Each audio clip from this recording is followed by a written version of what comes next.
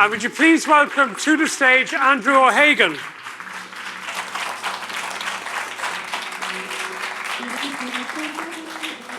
Thank you all very much, ladies and gentlemen, for being with us. And we just get your microphone on. It's off the mute button. My name is Matt Cooper. I present The Last Word on Today FM, which hopefully some of you listen to on a daily basis. But I'm delighted, given that a big part of our radio show every day is meeting authors and talking to them about their books and about their careers. I'm really delighted to have the opportunity to come here to Kilmore Quay today and to get the opportunity to speak to somebody who's been shortlisted for the Booker on a number of occasions, who, as well as writing terrific novels, also has an incredible record in non-fiction works and in long-form journalism of the type that I deeply envy and would love the opportunity to get to do more of, particularly the type of work that he has done throughout his career. But we're going to start today. He also has, as it happens, some very deep connections with Ireland, going beyond the Scottish heritage. I think we'll be talking about Seamus Heaney, who he knew very well, and Edna O'Brien as well, who of course died recently, and Andrew spoke at the eulogy at her funeral. So we will be getting to all of those things. But I do want to start by talking about his new book, which I've enjoyed enormously, Caledonian Road, which is a 21st century Charles Dickens-like escapade, I think, very much with London being like in Dickens's Our Mutual Friend. Caledonian Road, Andrew, just tell us where it is and why it is the centre geographically for the people there of this book. Thank you. I mean, Caledonian Road is one of those big London thoroughfares. It goes up the side of King's Cross Station. And as many of you will know, it's quite a fascinating place, King's Cross, and has changed very quickly, very recently, having gone from being this really interesting Victorian site with the two Victorian railway stations, the Regent's Canal, the Imperial Gas Works. All that has been suddenly revolutionised in the time that I've been in London over the last 30 years. Eurostar arrived, of course, and now the headquarters of Google, Expedia, Facebook, all have come to King's Cross. But there's this road that runs up the side of the main station called Caledonian Road, which always excited me, interested me. I got off the bus from Glasgow in 1990 in King's Cross, because that's where the bus dropped you. It literally did drop you. That was the most frightening vehicle in Europe at the time. I don't think it ever got the official designation, but I'm telling you it was. You know, the last bus from Buchanan Street on a Friday night, from Glasgow Buchanan Street, in which every single person on the bus appeared to be drinking a can of Carlsberg Special Brew, including the driver.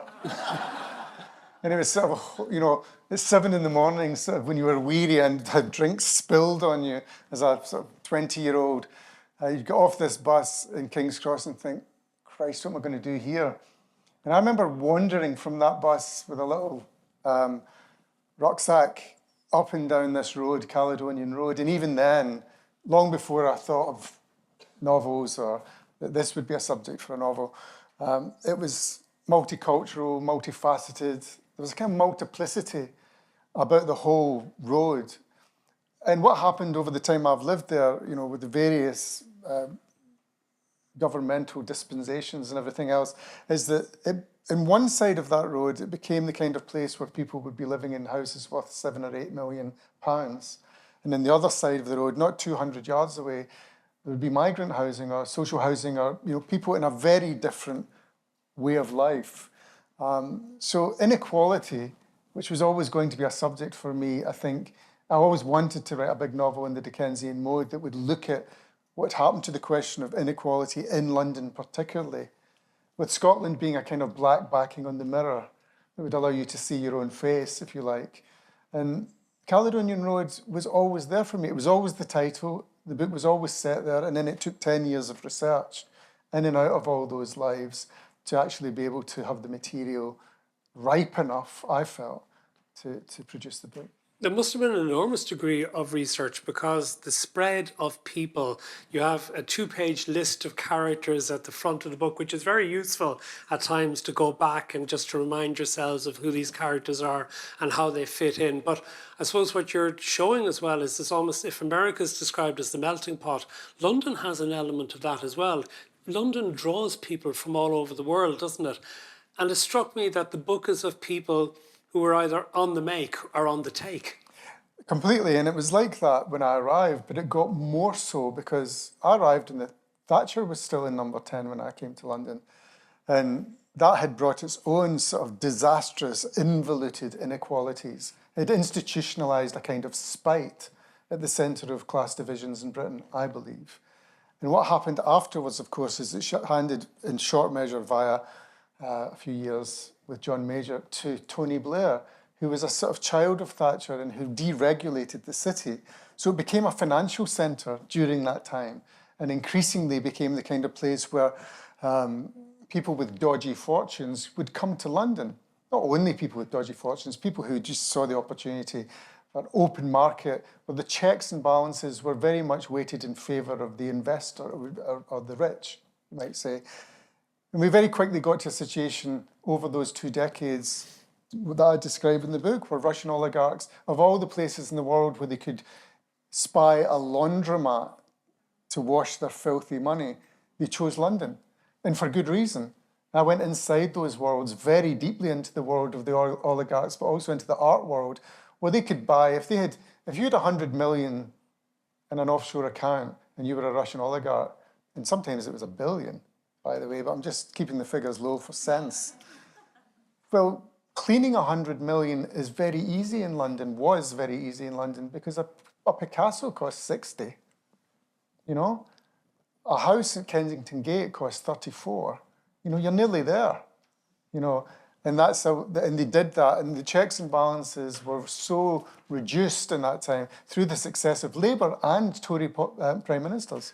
But what also comes across very much in the book is that while there are these characters, and Middle Eastern as well, who are bringing their money in, the willingness of people in Britain to become involved, to set aside any scruples, any sense of morality, and also, it struck me, for a colonial country as Britain was, this willingness almost to be taken over by the influx of capital as long as they can get something out of it was quite shocking. It was truly remarkable. It will be inscribed in the history books, I think, going forward as an amazingly odd period, or suddenly a kind of scavenging medieval values suddenly overtook the polity.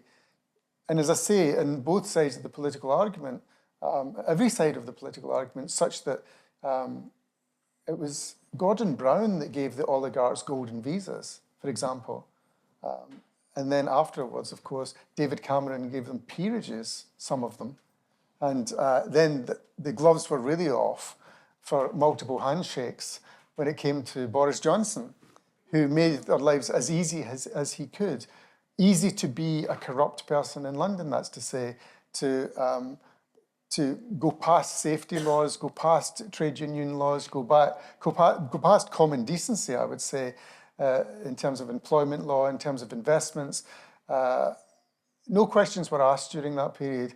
And so just before the war in Ukraine, to be a Russian oligarch in London, and I saw them up close. I was at dinner with them by the point I was ready to write this book. How did that happen? Well, they're very vain, you know. There are certain classes of people in the UK that are very easy to get access to, the royal family. It's much easier to get in to see the royal family than it is to get to see a waxwork of the royal family. I don't know if you've seen that queue at Madame Tussauds, but it's very long. But if you write the right sort of letter and go via the right channels, you can see a Duke and Duchess tomorrow afternoon without any trouble, especially if you want to invest in their many foundations. Not that I did, but... That's why Prince Andrew was so available to so many people. They're all available. Yeah. I mean, I don't want to sort of give a camera on this. I don't want to start naming names, but they're all available. And I ended up at the Windsor Polo at a lunch in the Royal Enclosure with the Queen. And I'm nobody from Glasgow. I mean, they let anybody in. It's quite clear. Did you enjoy it? Enjoy is a strong word in that context. It was useful. And there was actually there are always moments of pure comedy, and I think this book is a comedy of manners and of styles of morality, really. But there was a moment of pure comedy when I was in Windsor at this polo lunch where the late Queen had a dreadful life, really. She had to talk nonsense to all sorts of people who were talking even more nonsense to her. Can you imagine that being your life for 70 years? That's 70 years of service. I mean, it's probably more than that. Yeah, actually, probably 80 years in her case. But anyway, there was this wonderfully absurd moment. The room was full of Japanese and Russian business people being horrific, I thought. And I was at one of the tables, and they didn't quite know who I was, which is always a great help in those circumstances. But the ones that did know who I was are vain enough to think that what they might be saying will land well with you, and that will end up in them getting some sort of coverage that's, proactive. It's a complete category error on their part, but they all make it. But then something happened where the Queen was supposed to be giving this cup to the winning polo side, and she was standing next to, I swear, a Japanese pop star called Yoshiki, who had a long black scarf on, a piece of silk, and it was quite a windy day. And at this moment, the silk scarf sort of went spinning up into the air. And then, I'm not joking, you can find pictures online to fact check this. It wrapped itself around the Queen's neck. And I was standing about four away with the actress Gillian Anderson. And the two of us went, thought, and well, she said later, I was horrified at the idea we were going to be present at the garroting of the Queen. I said, and I, evil bastard novelist, was so excited at the prospect. My notebook was extra bulging out of my pocket, the idea of the detail.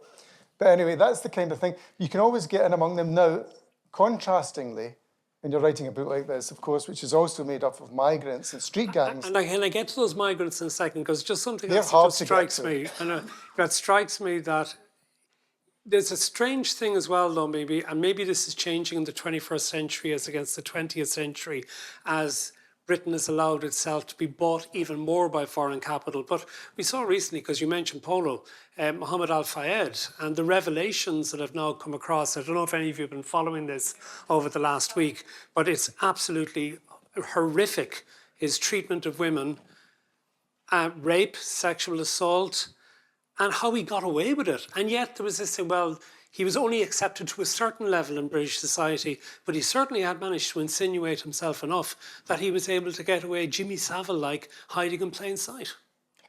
People with a lot of money get away with holy murder in the world every day. And he wasn't the exception, he was typical.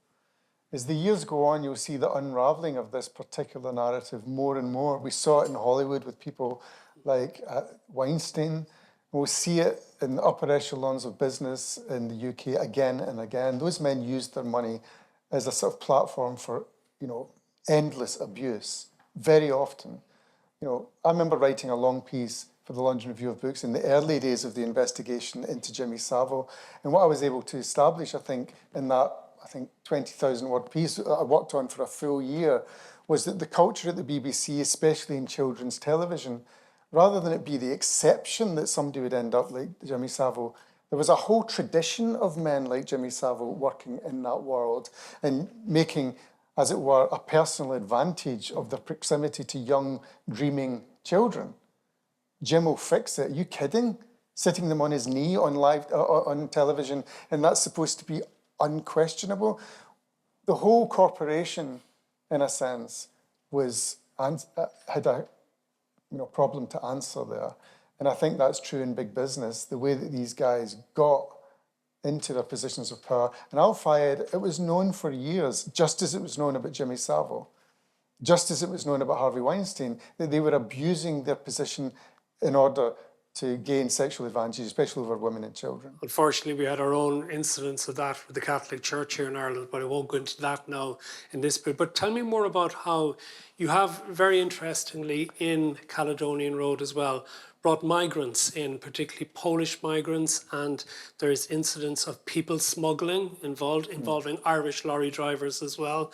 And what I was utterly fascinated by, and how you managed to get the information on this, is you have a sweatshop in Leicester is part of the book, where the immigrants are taken in and are made to work in appalling conditions. How did you find out about all of that? There was a lot of costume changes involved in the research for this book. I have to tell you, sometimes it was 20 weeks at the Old Bailey, where I was following the cases of Vietnamese migrants right through the system, right across Europe or across the world, to the point where they were leaving France on those ill-fated container journeys over to Essex.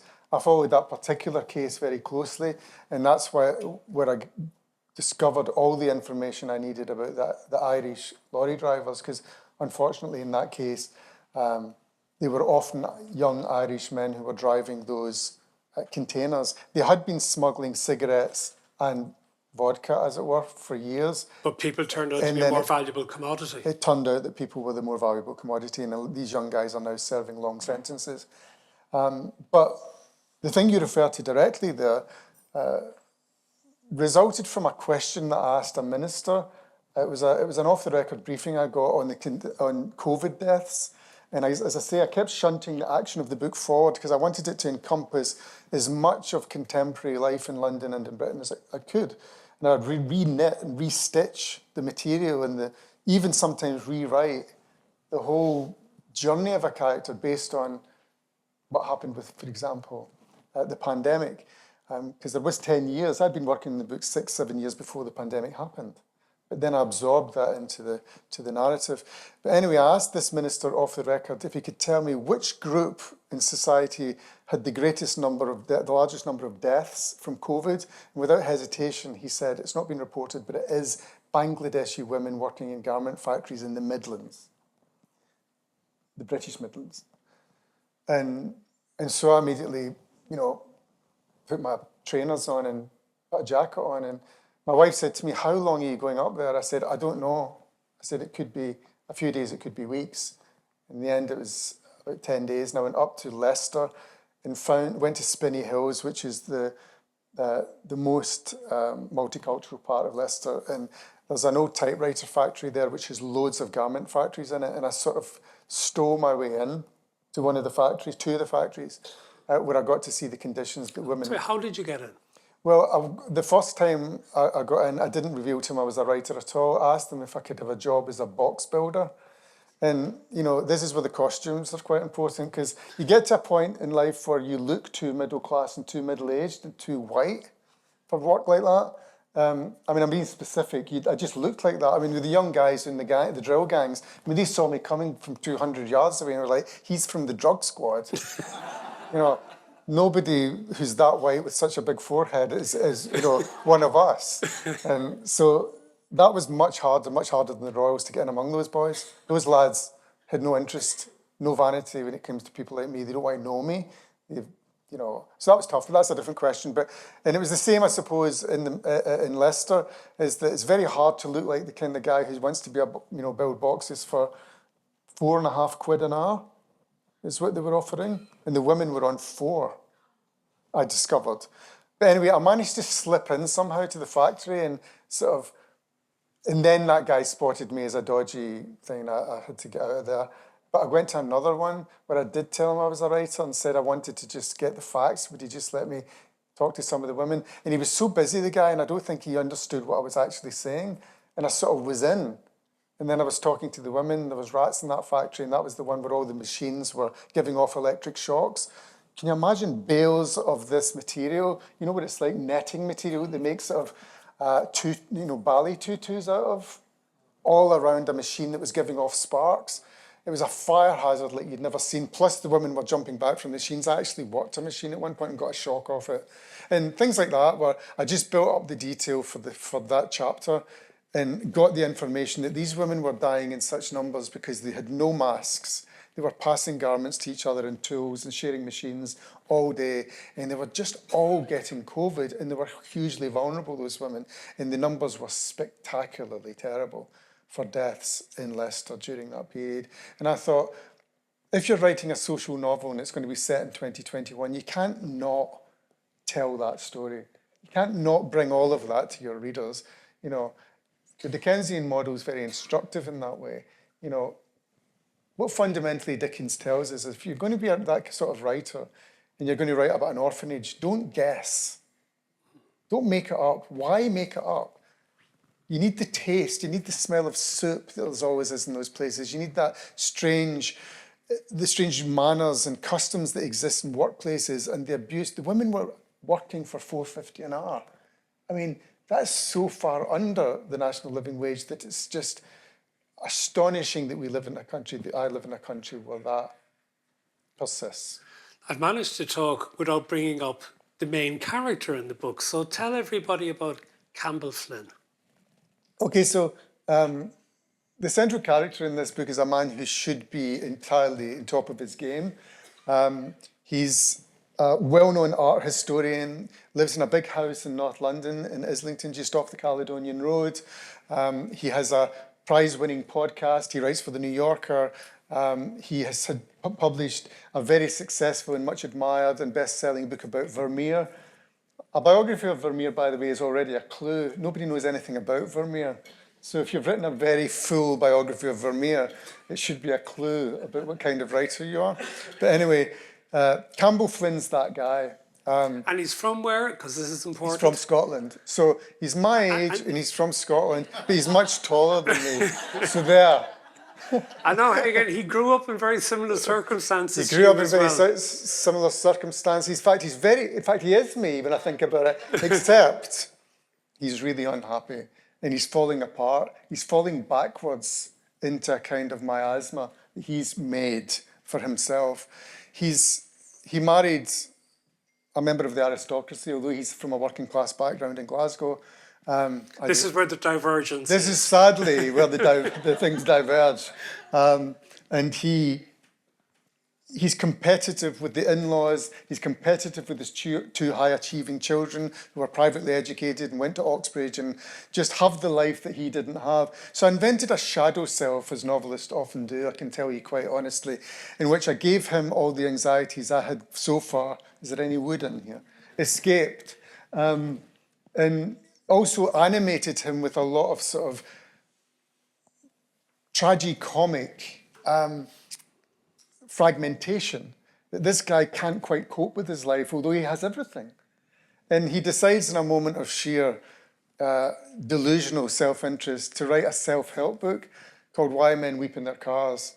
And he decides to hire a handsome young actor to be the author and to do the tours and the festivals and the book programs and the television, and it all goes tits up in the most incredibly dramatic way. I need to tell you a quick anecdote about the title of that book. I was in New York for a publishing thing, and I was at one of those dinners, they have those dinners, and I was sitting next to this woman who happened to be a senior publisher at a self-help publishing house, and in a bit of a Chardonnay rush, I said, I could write one of them. And she goes, no, you couldn't. All writers think they can write them. They're actually quite hard to write. I was like, no, I totally see that they're hard to write, but I definitely could write one. And she said, okay, humouring me. She's like, what's the title? And I said, Why Men Weep in Their Cars. And I swear, she leaned in. And she said, what's the subtitle?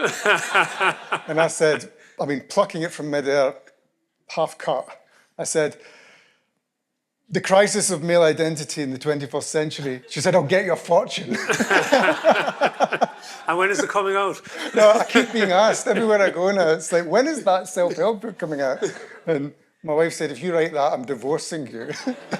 Read a little bit from Caledonian Road, because I think the section that you've pulled out is relevant to Campbell Flynn, but it's relevant to the tenant he has in the flat underneath his home. That's what I should say to you. Campbell Flynn is this sort of man who's he's a sort of dangling man of a classic sort in a way, but there are new pressures on the dangling, there are new pressures on the way that a man like that might be suffering a crisis.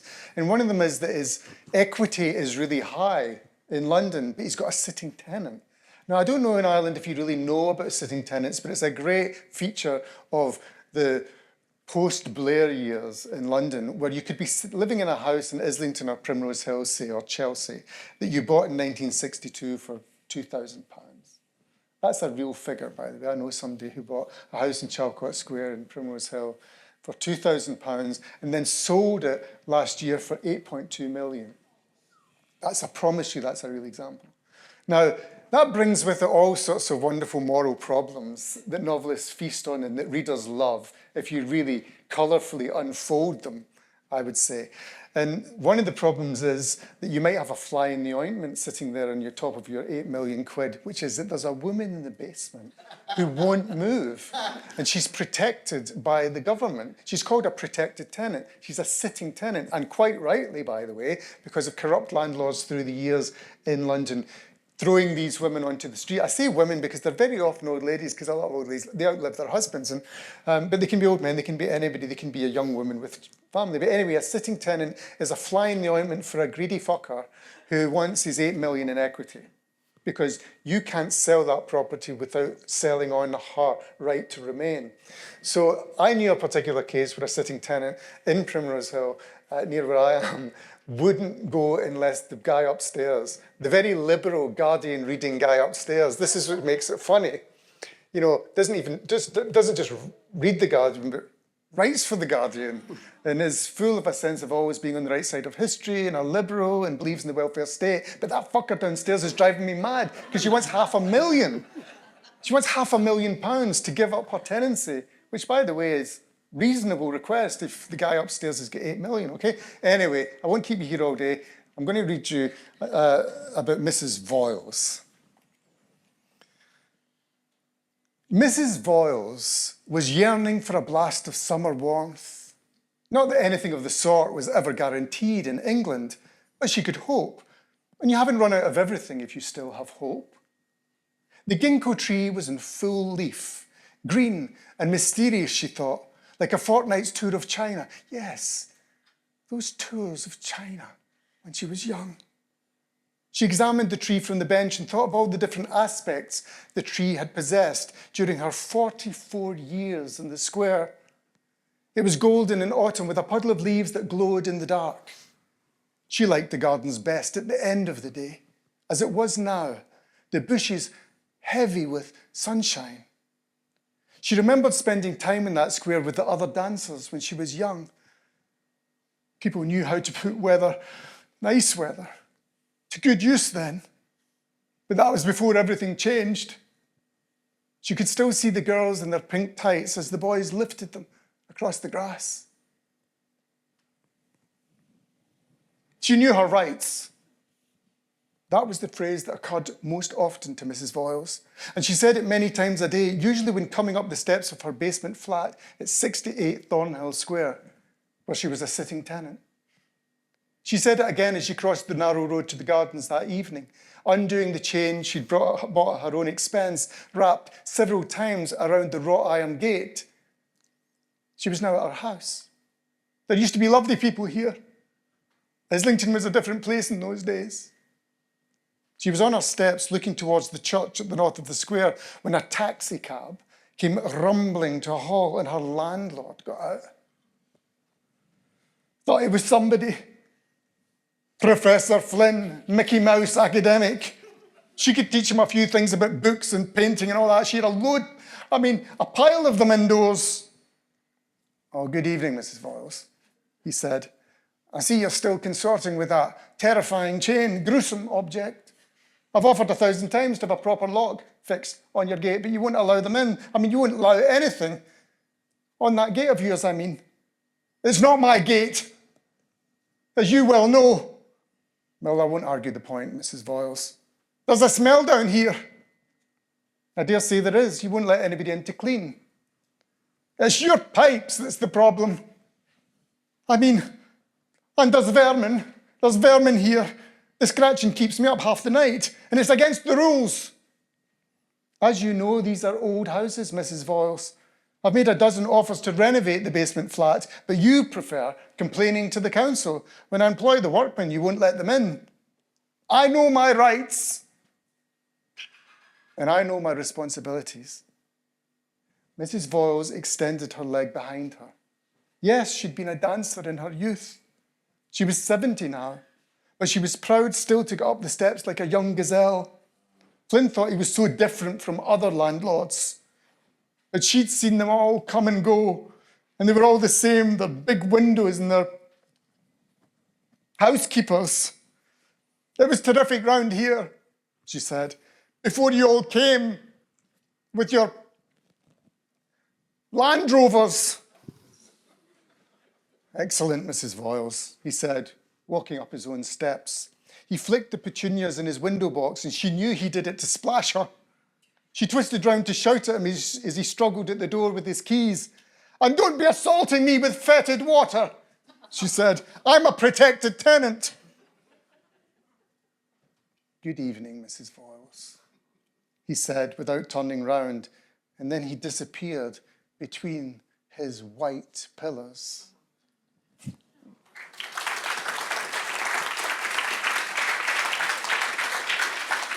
The central figure in the book, Campbell Flynn, has his difficulties with his tenant. His best friend gets into serious legal and financial problems. And he also forms an association with a young student who is essentially setting him up. Now, having read that, I was probably the wrong time to ask this question, but I ended up having a certain degree of sympathy for Campbell Flynn. Was I supposed to, or does that say something bad about me if I felt somewhat sympathetic towards him? I don't think it says anything bad about you, but I think it describes you in relation to him quite well. That's what I was worried about as well. He does have that effect on men of a certain age, of certain experience. It's quite entertaining for me to see that. But, no, we have sympathy for him, you and I, and so do a lot of other men our age. But I have to say that I wanted the reader, more seriously, to have that feeling of ambivalence. I think the characters you love most in fiction, I don't want to generalise, there are as many characters in fiction as you could possibly think of, but often the kind of books that I loved reading growing up, whether that be the aforementioned Dickens or Jane Austen or Trollope, or just thinking of the British tradition particularly, in Scotland, Walter Scott, the main character would often be somebody about whom you could feel ambivalent. And I like that. I don't like novels that editorialise and tell you this guy gets full humanity and the full treatment, the writer's brio jumps up when they're writing about them because they identify with them politically. And everybody else is slightly sort of treated with lesser or more blunt tools, if you like.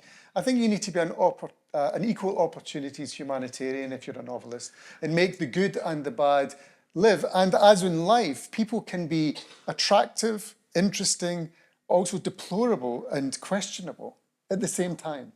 And that's what I like to do. So it's right that you have you can feel for him whilst being slightly disapproving of him, maybe. Yeah, most people are not black or white. There are shades in between. I think the novel's an opportunity to really feast on that. Yeah. It took you 10 years because you got diverted along the way. I also wonder, one of the things you wrote an extraordinary 60,000 word piece for the London Review of Books on the Grenfell tragedy. I'm sure, again, many of you are familiar that the official report finally came out in recent weeks in relation to this. And you produced your piece of work before the inquiry actually started. And it upset quite a lot of people because you didn't pick villains necessarily as might have been expected. As not the villains they wanted. No, the popular perception. And I want to ask you about that because it is interesting that here in Ireland, an awful lot of the headlines in relation to Grenfell have focused on the Irish angle on it, which was the insulation firm Kingspan, which was responsible for about 5% of the insulation, which itself wasn't what spread the fire. It was the outside cladding which spread the fire to disastrous effect. But because the Irish media are interested in the Irish angle, Kingspan got an awful lot of the coverage because of that. And was that necessarily entirely fair, even in the way that the final report came out, that there was specific blame apportioned to the council, to the manufacturers of the materials, to various government departments. But did that tell the full story, really? Well, it's a very interesting question on which we could spend an hour and a half without pause, but I'll try and be, swift on this if I can. the bulk of the report really was heavy, quite rightly in my view, as my original piece was heavy, if I can say so, on the mainly European manufacturers of the cladding itself. Now, it wasn't just that the cladding failed and that was a failure, it was that they were not only high-handed in their sales techniques, but they were corrupt in the way they sold this material to purchasers, which included councils and people cladding or building public buildings around the world. Their sales techniques deliberately falsified the safety information. Now, that is just evil. And many of us who were writing about it, published my piece, as you say, 60,000 words. I spent a year on it, and I published it the year after the fire, just as the official inquiry was beginning. So it's been all these years since then. But and of course, their emphasis often went in different places, but the overall criticism, the most powerful criticism in Moorebick's report is against those companies who falsified their own testing regime in order to sell more of this cladding and thereby caused the killing of those people, in my view. Now, other people didn't do particularly well either in the whole story, including maybe the council. They were heavier in the council than I was.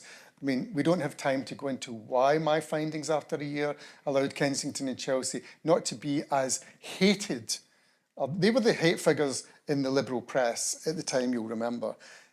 The entire responsibility for the deaths of the people was more or less heavily laid at the door of Kensington Chelsea Council, as if they had, run a borough in which people who lived in these big, white, expensive houses were somehow enjoying the unsafe conditions lived in by migrants in slums. When you spoke to those, as I did, to 300, including many Muslim women who lived in the tower, for a start, they didn't feel they lived in a slum. For a second point, they didn't consider themselves to be migrants. And they certainly felt that the council had, if anything, given them an opportunity for another life in the borough of Kensington and Chelsea. But because they were a Tory council, despite the fact the mistakes that they did make by allowing these cladding firms through, well, Camden Council, which was a Labour council, had exactly the same cladding on their tower blocks. Anyway, stop me. I said all this in the piece. It was not a popular view on the left because people on the left had decided who was responsible within days of the fire, and they rode that horse all the way to market. But the truth of the report, and in fact of the journalistic reality, was that it was more complicated than the papers wanted it to be. And did that then influence you in finishing out Caledonian Road? The work that you had done in the year, talking to people in the Kensington and Chelsea borough who would have had these various different experiences of life, did that then feed into Caledonian Road? It's a very brilliant question, that, and I have to say, in 7 months of touring and doing festivals all around the world, nobody has asked me that, and that is actually the most crucial question of all, and the answer is yes. I mean, why would I bring in Bitcoin and all the... I was, worked for a year with Julian Assange, and that influenced the ethical hacking element in my novel. I worked with the people who purportedly invented Bitcoin. That worked its way into the novel. As a long-form journalist, when you go to see the poll involving the Queen, of course you're going to absorb that into the novel. I'm that kind of writer, at least with this book. That's what seemed to be called for. So why would I not then allow... And it was a much bigger debt, actually, which is why I'm so pleased that you've spotted it, because I was, for a whole year, at the middle of a kind of new way of thinking about reality in Britain, if I could put it that way, which is that opposing people, depending on their politics, had decided what this fire was about and who was to blame and what it said about Britain before they'd even learnt the facts. And that's what's happened to journalism in the UK, is that you decide your position and then you go and find the facts that support it. And that's not just in Britain. Look at the American election at the moment. I've just come back from Milwaukee, where I was covering the Republican National Convention for my sins. And again for the London Review, and what you discovered, I spent 4 days listening to 80 speeches by white supremacists very often, their words were met with thousands of people holding up placards saying yes, but what they were saying was disprovable in seconds. That migrants from Mexico were coming across the border, raping women and murdering them, is disprovable in seconds. If you just look at the statistics, we were live fact-checking Trump's speech while he was making it, and everything, I mean everything he was saying, was false. So Grenfell was a British example of that, where if you were the kind of person who believes that, quite rightly, we live in an unfair society and you want to prove it in your journalism, then you saw the Grenfell Tower fire and you say, aha, this is about a rich Tory borough in West London where people have got too much money sitting in their riches whilst poor people burn to death, right? And that's what that's an attractive story, horrible as it is, for liberals who want the news to prove what they already feel, okay? And there are people on the right who felt the opposite or felt something else, and they, in their newspapers, said something else. So I just tried to unravel all that in that piece and got into trouble from the left because my piece wasn't supporting their prejudice. And by the way, as somebody who's always been on the left, it was sore because, and it was sore for them because they thought they had an ally, a foot soldier in that war. But I feel that it was a piece about journalism and truth. I had to tell the truth after a year, and what I found after all those interviews is that it was insupportable, the idea that Kensington and Chelsea had a long history of making people in social housing suffer. They've actually got the best record in London on social housing. I am going to give you an opportunity to ask questions, I promise, but I've got so many myself, you're going to have to wait, unfortunately. And I want to go back to something a little bit earlier, which is relevant, I think, to the book as well, and possibly to your other work as well. But when you arrived into London as a 21-year-old in 1990, many Irish people arrived into London in the 1980s and 1990s. Yep. I would know many of them as well, some of whom returned home, some of whom have stayed in England all the time. But as a Scottish person, were you treated like as a migrant in London? Well, it's a good question again because, you know, my mother had a very good joke about this. My late mum was quite funny, and I eventually went to live in King's Cross very soon after arriving in London. That day, not that day that I arrived, I had to go to Shepherd's Bush, but after a month or two, I came back and found a flat in King's Cross. And in those days, the station was quite seedy. And so famously were the environs, as you all know, sex workers all around the station. That's true, it was like that. King's Cross was seedy, still quite seedy, but it was really seedy then. And there was a lot of Scotsmen drunk in the station, on the concourse, lying all night, with cans and with whiskey and that. And my mother, when I told her I got a flat at King's Cross, my mum said, "Oh, you must be very proud of yourself. You must be one of the first Scotsmen ever to make it out of the station." My mum was quite good at put-downs. But the reason, Andrew, that I asked that question is it has struck me that, particularly with Brexit, that Brexit wasn't necessarily a British phenomenon. It was almost an English nationalism phenomenon. So then, does that mean that whereas sometimes Irish people have struggled to be accepted and assimilated into English society, and I'm making the differentiation because there would have been a difference for those immigrants who went to Scotland historically. But is that something that the Scottish can experience as well in London, that they're treated almost as outsiders? Well, that was a historical fact. I mean, one of my favourite writers is the great Scottish biographer James Boswell, who was writing his masterpiece, The Life of Johnson, published in 1781. And, one of the things he reports is the anti-Scottish prejudice that was rife in London, not least from his best friend, Dr. Johnson. When he first meets him, in fact, they meet in Russell's bookshop in Covent Garden, and Boswell, who's always keen to impress people, said to the bookseller, "There's Dr. Johnson, he's my hero, don't tell him I'm from Scotland." And Johnson comes up, and the troublemaking bookseller said, "Sir, I present Mr. Boswell from Scotland." And Boswell rather lovely says, "Yes, I am from Scotland, but I can't help it." And Johnson says, "That, I find, sir, is something a great many of your countrymen cannot help." That sort of prejudice through the centuries exists. It's a wee bit less now, but it existed. It was rife in the 90s. Partly it became political because Blair and Brown were seen to be Scots. I mean, especially Brown, of course, but Scottish, Blair. But I suppose it's something we in Ireland were sensitive to, but I just wonder, is it something for Scottish people as well, even though theoretically it's your own country, but you are treated almost a little bit about like outsiders, although I suppose north of England. It's a live issue because it's very recent that, we were never on board saying no blacks, no dogs, no Irish. Now that's in recent memory, in the windows of B&Bs or houses for rent and rooming houses. You all know that. And my name's O'Hagan, so that stings for me too. My Scottish and Irish identity have always been very alive in my family, and also I think in my writing to some extent, and friendships. It's just something that's available to me as a concern. So, and I've used that experience of the Irish in London quite a few times in stories. It was never as bad as that for the Scots. I think it's not a powerfully positive message about the Scots, because I think the Scots infiltrated their way into government and positions of power in London very, very early in the history of the British Isles. If you look at the history of something almost random like the East India Company, and look at the presence of Scots in that very imperial, very savage exercise to colonise and dominate. Sometimes the Scots like to, we had a whole season of it, pretend that we are victims of colonialism ourselves, but that's a bit blind. If you really look at the history of the Scots. You were enforcers as well. We're enforcers, and look at Canada, and look at Australia, and look at India, and also look at London in the way that we became part of the political class very, very quickly. There were Scottish prime ministers very early on. The Irish experience has been, always has been, from the Normans and before that even on, different. And I think that Scotland's collaboration in the notion of Britain is something that Ireland could never really be accused of. A little bit more about your Irish heritage and your interest in Ireland. And I said at the outset there are two people in particular I wanted you to talk about who you knew very well. In fact, Edna O'Brien, who died recently, you gave the eulogy at her funeral. How did that come about?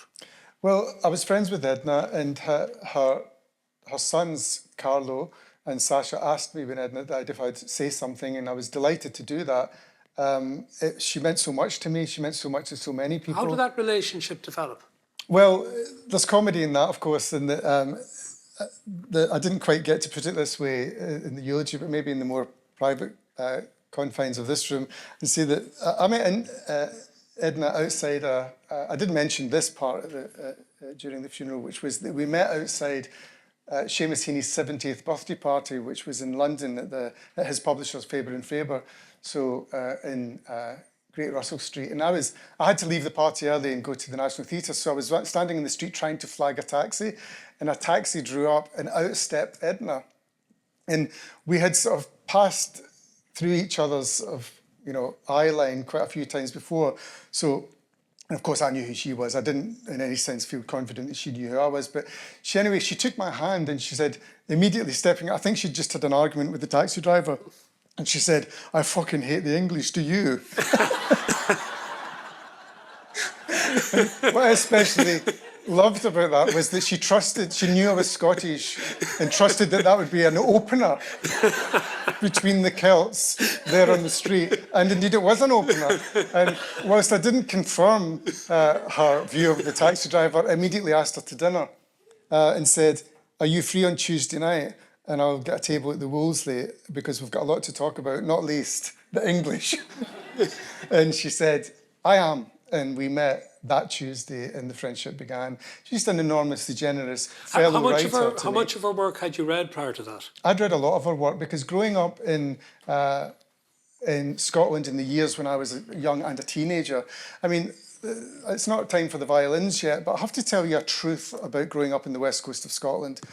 If you were in a Catholic family and you wanted to be a writer, you were a big reader. Let's forget writer, big reader. You had to read Irish novelists, because there were no Catholic novelists in Scotland that were available to read. You went to the local library in 1982, and this is not a long time ago, as you know, and you wanted to read, for example, an account of a young Scottish Catholic girl making her first Holy Communion. You would never find it. It doesn't exist. The culture, we always gratify ourselves by thinking that we're living at the end of history. All the great developments have occurred, and there's nothing left to happen really, except maybe technologically. In fact, socially, so many of things have happened and changed in our lifetimes. And one of them that's very local to me is that people from Catholic families started to join the literary classes in Scotland. There were no Catholic writers. No, you could come up with one or two outliers, but they were all Protestants. When you go through all those classic writers, they're converts like Muriel Spark, but converts don't count in my head. When it comes to bred in the bone Catholic writing comes from somewhere else. You can choose to be a Catholic, and you can be a very brilliant novelist, as Evelyn Waugh is a convert, Muriel Spark, a convert. So there were some Scottish converts, but very few credo Catholics who then wrote novels. And it's a socio-economic thing. Again, if we had another hour and a half, we could talk about how that happens in a society. But to answer your question, a reader like me had to go to Ireland in order to see my experience, domestic, religious, sexual, somehow reflected. But sorry, Andrew, you're probably more likely to have found her books in Scotland than in Ireland at the time. Well, that's true, and I did. I mean, they were always, there wasn't that sense of danger about those early books on middle books of Edna as there was in Ireland. I only learnt that later.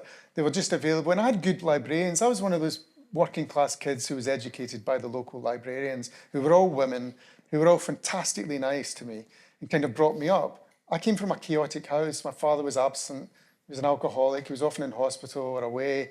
And my mother was bringing up 4 boys and very, full of a sense of having been beat down by life. And and working as a school cleaner, there was no money in the house, no books in the house. And so the librarians in the local public library kind of brought a kid like me up. And I would go in and say, oh, I need to read, I love this book, I'd like more. I remember I read a book by John McGahern, and then they gave me all John McGahern. And I'd read Edna, they gave me all of Edna that was available at that time. There was 1 or 2 that I had to read later. And I had no notion of social life or friendship or ever meeting writers. I'd never met a writer. Writers didn't come into our lives. They didn't come into our school even. That's something that might happen now. So by the time I got to London, I had been working as at the London Review and then became an author myself, started to meet writers for the first time. But Edna was one of those who was especially amenable to the kind of conversations that I was having in my head, I suppose. We had a lot in common, Well, clearly the dinner must have worked brilliantly. The dinner worked brilliantly. By the end of it, we were both crying. Crying was a big feature at the time. We had so much to talk about. We talked about our families, we talked about our childhoods, and I don't know how much of it was, just the drink and the enjoyment and the lateness of the night. I mean, I come from the kind of culture, it is a very Celtic culture, lots of songs, and I like to sing. And you like to drink. And we like to drink. And yeah, I mean, it was a very instant friendship, and there were whole parts of Edna's life that I knew nothing about and I had no part in. But we were literary friends, and I tried to help her as much as I could, with publishers and with agents and with advice, and she'd help me the other way around. The obituaries were fascinating. What a magnificent life she led. So interesting, but also I got the impression that it was a life that she could not have led had she stayed in Ireland. She had to emigrate to make the most out of her life. I mean, that's probably a question that you all could answer better than I could. It's a point that might be well made. I mean, and our family would have views about that. I don't really know how to project myself into the mind of Ireland in the 60s and 70s. I mean, it really was outside my compass. Okay, I'm going to ask if people want to ask questions from the audience. The lights are a bit in my eyes, so stick the hand up very much and we'll get a microphone to you. Do we have questions at the moment? As I said, I'm quite... Yes, please, yes. I'll project. I don't need the microphone. Something has occurred in the United Kingdom, to get a bit full title, over the last, 14, 16 years, which your book touches upon. All sorts of things have gone wrong. Do you think it's rectifiable? Can it be corrected? That's a great question, Carlo, and I have to say I believe it can. I mean, despite the enormous sort of exposure that I think this book, if I can say so, offers, it's a sort of Jeremiad in some ways against that kind of the morally exhausting period we've just lived through, especially those 13 years of Tory, I think, negligence. Austerity was a piece of negligence morally on the body politic in the United Kingdom. You had people like George Osborne, standing at a dispatch box, convincing a parliament to support measures which directly would penalise the poorer in society whilst offering tax breaks to the rich. That's what austerity essentially did in the UK. That libraries closed, you've just heard me on libraries, that's a stab to the heart with a big pointed dagger to somebody like me. And, libraries closing, NHS under stress, pensions being looked at, investment in local services and communities being cut and slashed. whilst tax breaks were being introduced to people who were among the richest 3% in society, that was ungodly as a series of policies. And it seemed at one point we could never come back from the ruination it was bringing about for a whole generation who, and I'm telling you again, we don't have enough time to go into this, but given the recent race riots in certain places in the UK, if you actually sit down, as I have done, start interviewing those boys who are happy to take clothes poles and batter people over the head with them and smash windows and set fire to cars, those boys think of themselves as being working class British people who've been ignored. They're full of a kind of disaffection. When you talk to them, you think there's no way back from this. We're entering into a period of riot, of disorder. But actually, despite diagnosing all that and using the book as a kind of journey through all these questions, I feel optimistic because at the end, I think human imagination does tilt towards progress. And you see evidence of that when you look at the younger generation. They're not having it. They're not accepting the things that the good liberal generation X, such as me, accepted. We thought we were on the right side of history. We called ourselves feminists. We were anti-racist. We were on all the right marches. You know, we were gay-friendly. Everything was rosy in our sense of self. But we didn't really change enough. We worked in workplaces where women were being paid less than us for doing the same job. All that. We allowed our institutions to be more racist than it was possible to conceive of. All that. The generation coming up, and I know you have children, and so do I have a 20-year-old, who just won't allow the conversation to proceed whilst those assumptions aren't questioned. And I think that's progressive thinking at the level of family life, school life, social life, in pubs and everywhere else.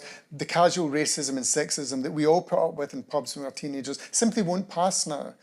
And it's not just political correctness I'm applauding, it's a notion of decency, progress and commonality, which I believe there's an arrow coming out of a book like that. This, and not only this, many novels that are being written now, they might be pessimistic in their diagnosis of what has been, but the arrow pointing out of them is towards optimism and progress. But just following on from what Carlo asked, if you take it on a broader, almost global scale, and this goes back to what you wrote recently about being at the Republican convention, was that you found it was almost avowedly, proudly anti-intellectual, that there didn't want to be any engagement with ideas about progression. It was all about going backwards and mocking and beating down anything that was regarded as progressive because it's so-called woke. Well, the culture war has become an actual war in America, and it has guns behind it. You know, I think we need to let America be its own conversation, and it's certainly one that we can participate in. But I don't think that certainly in Ireland or in across the water in the UK, is at that stage yet. I think there is still an intellectual life. I mean, America, you've got to see this in the round. In the 1960s and 70s, you know, there were intellectual journals that were being sponsored by the CIA. What does that tell you? Well, it tells you about the sinister nature of the CIA, but that's not all it tells you. It tells you that there was a society in which the intelligence services felt that they had to influence the reading public via what poets and essayists were saying, and novelists. Think about that. That's almost a nirvana compared to what we've got now, where a man like Lionel Trilling, a critic at Columbia, could be considered a very serious influencer, to use a modern word, on the future of humanity, because he had views about E.M. Forster and Keats. Come on. You know, that was only 40 years ago or 50 years ago. Now we're at a stage where J.D. Vance, and I witnessed it with my own eyes, and I don't know if you can witness things with your ears, but I heard him say it. You know, the first thing he said when he stood, this is a man who was educated at Yale. This is a man who takes anti-intellectualism as a kind of fashionable position, although he's a very bright person. And the first thing he said in his speech, introducing himself as the vice presidential candidate, possibly the second most powerful person on the planet to be, the first thing he told the delegates was how proud he was that his grandmother owned 14 firearms.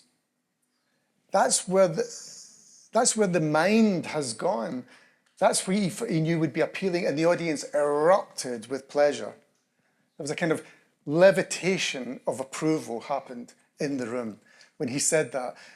The distance between Lionel Trilling and him, both went to Ivy League universities, both consider themselves, as it were, educated individuals, is a vast tundra. I don't think we describe it in exactly the same way for Ireland or for the UK yet, but there are signs, there were signs during Boris Johnson's period when I began to fear that we were going to go tilt all the way, because there's a man who, despite his lavish misquoting of Latin, is deeply, troublingly populist, would say anything if it was going to get the right response. Say anything. And when you're in that position, you've really lost all moral, integrity. Yeah, that's the word. Do we have more questions from the floor?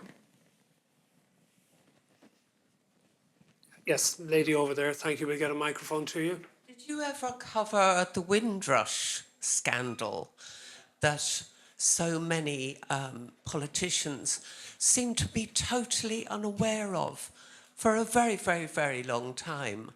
And in a way, they're still kind of prevaricating about it. It was extraordinary. It is extraordinary, and the better work that's being done on that is been done by other people, and often by writers, brilliant British writers of colour. I think that there's such a richness there, and certainly I tried my best with Milo's mother, who's one of the characters in this novel. Her experience would be within the compass of what you've just mentioned, and I felt. I tried my absolute best to give oxygen to her life and to her experience, but I think there are dangers and limitations on how a person like me writes about that now. And I suppose, I'd love to hear from other writers in the room how they respond to this, but I think it's not really even at the level of response, it's just we're conscious that it's maybe not our story to tell as a white middle-aged man who's been part of a particular tradition and a tradition of privilege. I say that although I feel wearing one hat, I'm a working class guy who grew up in a housing estate outside Glasgow, but in another day, I'm a figure of white privilege and white media power abuse. It just depends who's looking at you. And you're aware of that now. And I think it's right that we're aware of it. That I wouldn't mindlessly write a novel tomorrow in the first person about a young man coming on a ship, coming on the Windrush ship into Britain and then having an experience. I simply don't feel I could do that. And I don't think my publishers would feel I could do it either. But maybe will be seen differently in the future. But I do think that the subject you've raised is as rich as you say it is, and it may be that it's a subject for other people, not me. That's my hunch.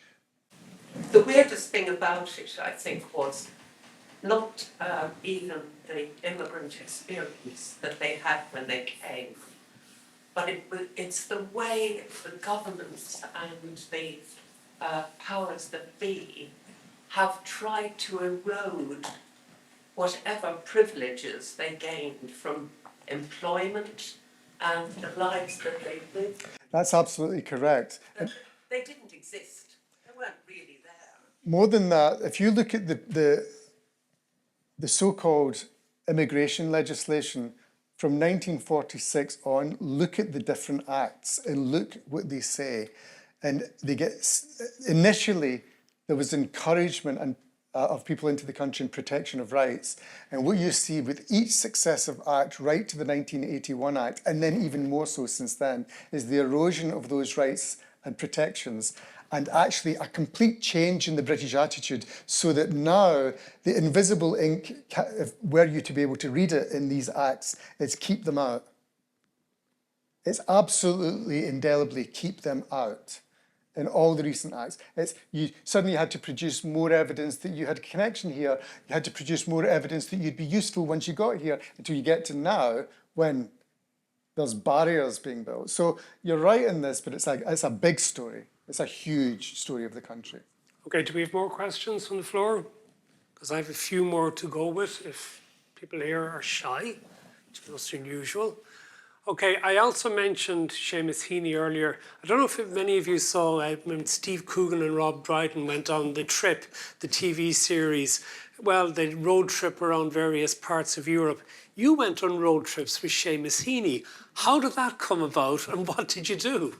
Well, we went on 3 big road trips when we had a friend in common and we'd met each other. We met each other through the London Review of Books in the early days. When it used to be great fun working with a lot of writers who were completely heroic to me, and one of them was Seamus. And you know, suddenly one day you're in Ayrshire and you're a child and you're reading, you know, Fieldwork or you know North, and next minute you're in a magazine being asked to go to the facts and rip off the latest proofs that have arrived from Seamus Heaney of his corrected poem, and you're kind of. It takes a lot of getting over that, but we did get over it and we became friends. And the great commonality we had was a man called Carl Miller, who was the quite legendary editor, to my mind, who invented the London Review of Books. And previous to that, he'd worked as a literary editor as far back as the 50s, and he was the literary editor of the New Statesman in the early 60s, and was the first in England to publish Seamus's poems. So those Death of a Naturalist poems, including the very famous Digging, were first published in the New Statesman by Carl Miller. So they were lifelong friends, and I joined that friendship. And we started making trips together to cheer Carl up because he'd had a heart operation and he had what he described as a cigarette lighter inside his heart. He had a very wonderful way of speaking, did Carl. What he meant was he had a pacemaker. So we took him around, and Seamus decided he wanted to see Robert Burns's grave. So I drove them to Ayrshire, to Robert Burns's grave. And I remember there was something there at that time. There were so many anecdotes coming out of these trips, and I'll spare you 99% of them. But there was one wonderful moment where there was a thing there at Burns Cottage called the Tam O'Shanter experience. It was for kids, you know, and it was Tam O'Shanter and his grey mare Meg, you know, despising wind and rain and fire, you know. And anyway, I walked past it and I said, Seamus, look at that, the Tam O'Shanter experience. Soon in Balachi, it'll be the Seamus Heaney experience. And he said, and what are they going to put in that museum but a confessional box and an old butter churn? As it turns out, there is, of course, home place. But they've got many more interesting things than that. But he was just the most wonderful travelling companion, as well as the many other more famously wonderful things he was. And he brought you to the Aran Islands. He brought me to the Aran Islands, and I'd never seen this before, I have to tell you. We got off that boat at Inisherin, and we come up onto the dock, and there was tourists and people in the distance, and there was those horses, you know, with guys waiting to take you around the island. And there was suddenly this unmistakable kind of susurration that gathered, like shushing in the trees, and it was people saying, Seamus, Seamus, Seamus, Seamus, Seamus, Seamus, Seamus, Seamus, Seamus, Seamus. That's the kind of fame he had, where everybody turned. I mean, we're familiar with the concept of the household name, but he was a household and outside of the house name. I mean, in everything. There was a sense that he was, as he said himself, he's a kind of international ambassador for poetry, a kind of statesman of good character by that point also, I would suggest. He was just a good part of the world, Seamus.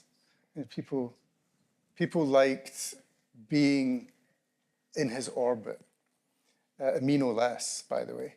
But I remember we went onto one of those pony and traps, and just sitting in the back, he said, look at that gentleman, all ruddy-faced, lazily whipping the horse. That's the way he spoke, lazily. And it was, of course, it's one of those, you know the way they don't quite whip them. It's like a hair on a stick, and it kind of goes up into the air like a fly fishing thing, and sort of touches the ear of the thing, and it moves forward.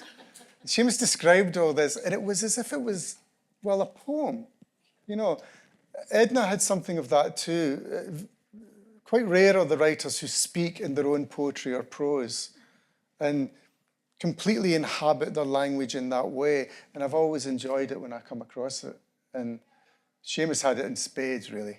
Just a couple of things to finish up, perhaps. You mentioned Julian Assange previously, and as well as writing non-fiction and writing fiction, you were given the task at one stage of ghostwriting his autobiography.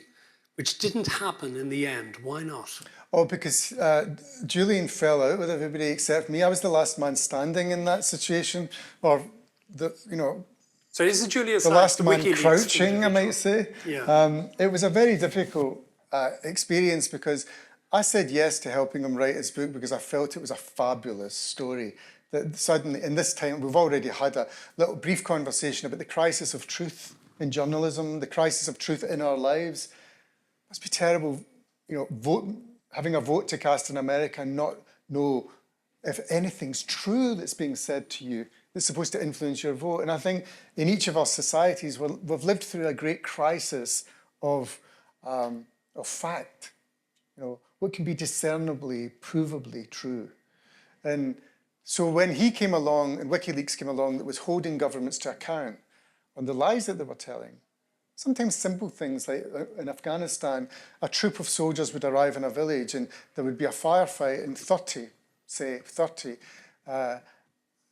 local individuals were killed.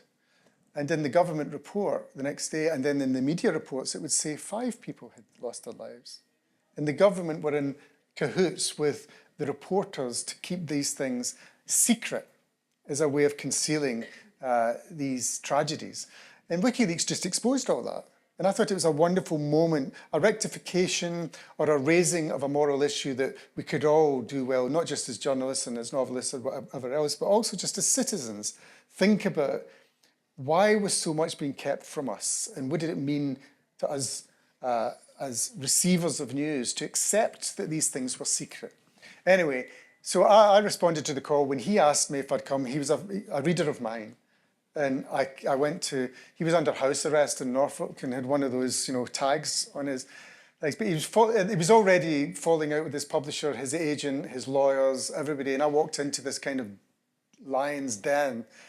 And we got on humanly, but I could see that things were going awry with the book because I'm quite grafty. I'll get down to work and I started recording dozens of hours of interviews, which I still have. And he conceded to the interviews, but then at one point he leaned over and he said to me, "Let's kill the book." And I said, "What do you mean?" He said, I think all autobiography is a form of prostitution. And I said, "Well, why did you take $1 million from Sonny Mehta?" Sonny Mehta was the head of Knopf in America at the time. I said, "Why did you take $1 million? And then, more importantly, from my point of view, why did you take £400,000 from an independent publisher in the UK, Canongate, who might be sunk by this?"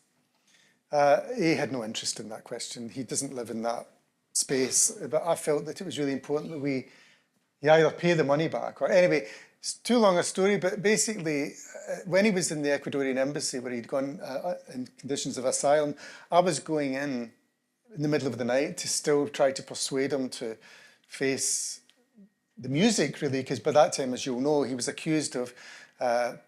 He'd had questions to answer, I should say. Accusations were made by 2 women in Sweden that he'd raped them.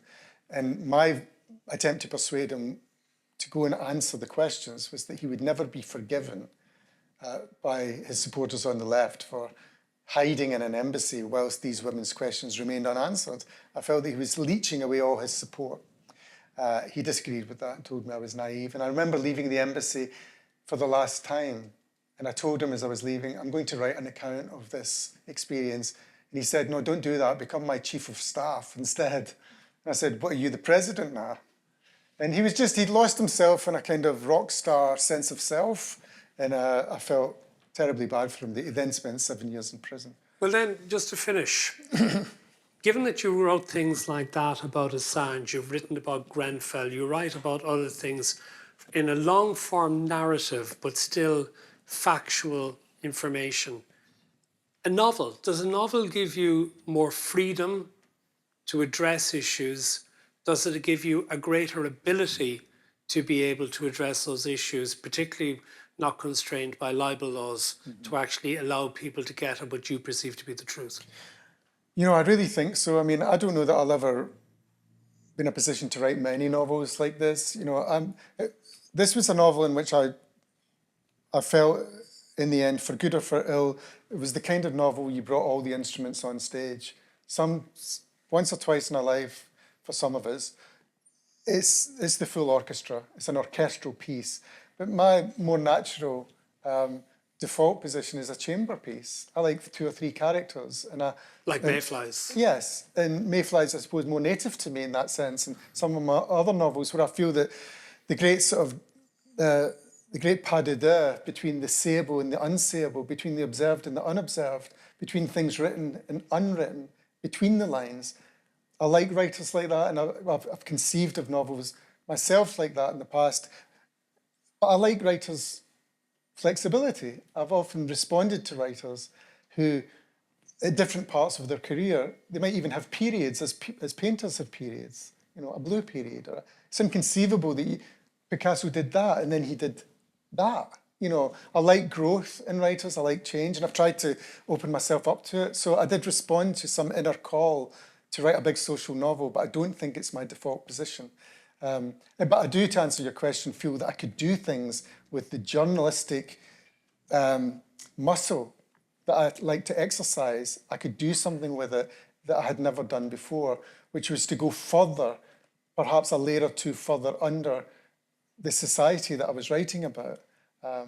You know, I'd written about the royals before, and I'd written about corrupt businessmen before, but I was able to swim into their hearts a bit more this time.